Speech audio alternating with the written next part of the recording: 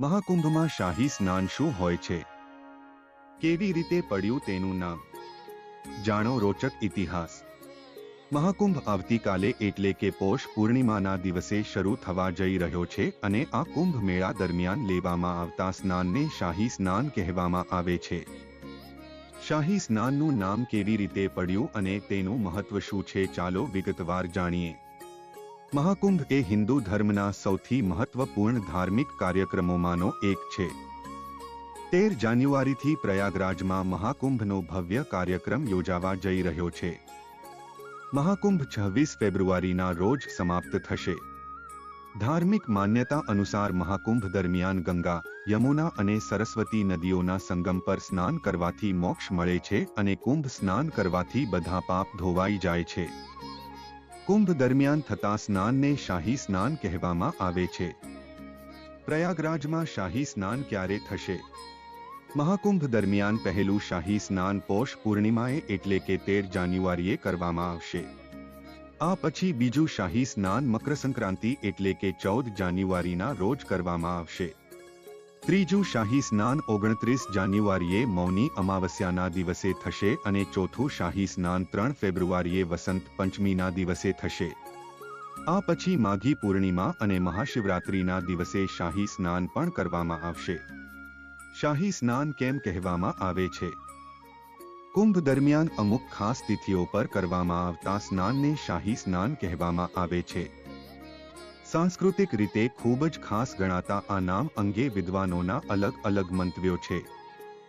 કેટલાક લોકો માને છે કે નાગા સાધુઓની તેમના ધર્મ પ્રત્યેની ભક્તિને કારણે તેમને મહાકુંભમાં પહેલા સ્નાન કરવાની છૂટ છે. આ સમય દરમિયાન નાગા સાધુઓ હાથી, ઘોડા અને રથ પર સવાર થઈને ગંગા સ્નાન કરવા આવે છે. એવું માનવામાં આવે છે કે નાગા સાધુઓની આ શાહી સેનાને જોયા પછી મહાકુંભના પવિત્ર સ્નાનને રોયલ સ્નાન નામ આપવામાં આવ્યું હતું. શાહી સ્નાન સાથે જોડાયેલી બીજી એક માન્યતા એ છે કે જૂના સમયમાં રાજાઓ અને સમ્રાટો મહાકુંભ દરમિયાન સ્નાન કરવા માટે સંતો અને ઋષિઓ સાથે એક ભવ્ય શોભાયાત્રા કાઢતા હતા. ત્યારથી મહાકુંભની ચોક્કસ ખાસ તિથિઓ પર યોજાતા સ્નાનને શાહી સ્નાન તરીકે ઓળખવામાં આવે છે. ઘણા વિદ્વાનોના મતે સૂર્ય, ગુરુ જેવા રાજવી ગ્રહોની સ્થિતિ જોઈને મહાકુંભનું આયોજન કરવામાં આવે છે અને તેથી આ સમય દરમિયાન કરવામાં આવતા સ્નાનને શાહી સ્નાન કહેવામાં આવે છે. ઉપરાંત મહાકુંભ સ્નાનની પવિત્રતાને ધ્યાનમાં રાખીને તેને શાહી સ્નાન પણ કહેવામાં આવે છે. શાહી સ્નાન એટલે એવું સ્નાન જેનાથી મનની અશુદ્ધિઓ દૂર થાય છે, પાપો ધોવાઈ જાય છે અને આધ્યાત્મિક ઉન્નતિ થાય છે. શાહી સ્નાન અંગે ધાર્મિક અને જ્યોતિષીય દ્રષ્ટિકોણથી અલગ અલગ મંતવ્યો છે. ધાર્મિક નિષ્ણાતોના મતે વૈદિક કાળથી શાહી સ્નાનની પરંપરા ચાલી આવે છે અને ગ્રહોની વિશેષ સ્થિતિમાં લેવામાં આવતા સ્નાનને શાહી સ્નાન કહેવામાં આવતું હતું.